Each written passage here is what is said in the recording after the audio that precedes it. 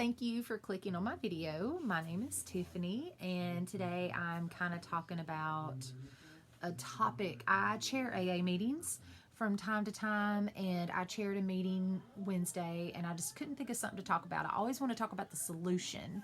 I'm a recovering alcoholic, and so I always want to speak from the first 164 pages.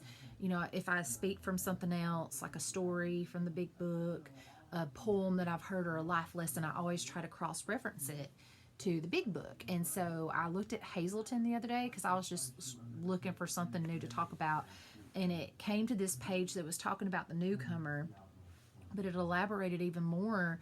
It was talking about righteousness and like what the work of righteousness is about, and what, you know, the product of a righteousness, which is quietness and assurance. And it was like, whoa, that was like, it's really funny because it said, finally, as assurance is the calmness born of a deep certainty of God's strength available to us and in his power to love and guard us from all harm and wrongdoing. It's really hard to get to that point, and it took me a minute.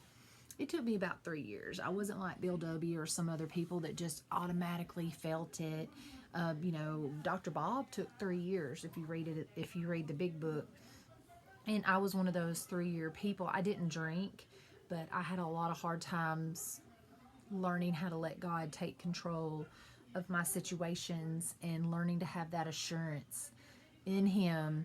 But I finally learned, and I just remember that concept of serenity they all talk about in the big book, and you feel it, and it's just like a relaxed feeling.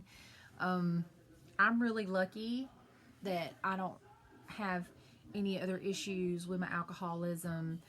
I don't have to take medicines or anything, but I don't even know what I'd compare it to, but and I shouldn't say that, but I'm really happy that I can get that feeling from working the steps, that calmness, that I don't have to have something to make me feel that way.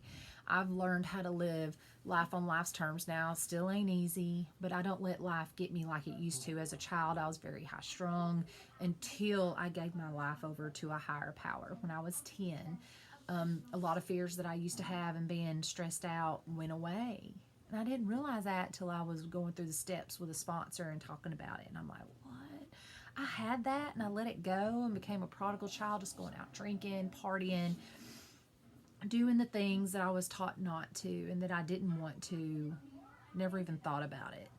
And I always regret it, but I said, this is my story and this is my testimony, and this will help people in the future. I tell our teenagers all the time, if they ask, I say, please don't do the things I did. And I'm an open book because I just don't want them to go through what I did.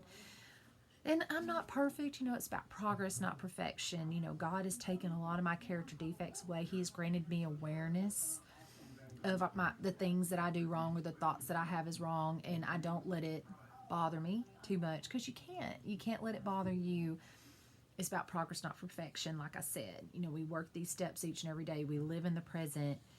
But I'm so glad I went through this program and got that relationship with my higher power, who is God, who sent his son down, and I've been granted that blessed assurance. I'm in my church choir, and I remember I used to cry for certain songs. They would make me, it's really weird. It's this feeling that I would get sometimes, and it was sadness.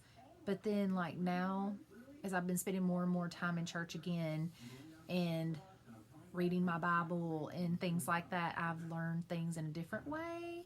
And some things folks get sad about, I get excited and I start crying because I'm just so excited about how much better I feel. And it sounds like I've drank the Kool-Aid, but it's that assurance that I have. And my relationship with my higher power just keeps changing. It evolves. My recovery evolves. There's different things I've used through the years, different people in my life that's helped me. So, your recovery is yours. There's steps to take, or there's different things we can do. As long as you want to get better, there's a way to do it. So that's kind of what's been on my mind, is that assurance granted through working the steps, granted awareness, seeing what's going on, having a peace and a calmness, a stillness, that concept of serenity that we all grasp for. It can be given. And I've had it for the past couple of days. It's been really nice. So I hope that helps. If not, just stick it in your spiritual toolkit for later. That's what we got to have it for. We got to build a foundation. We got to learn and grow every day. So love you. Thank you. And have a blessed day.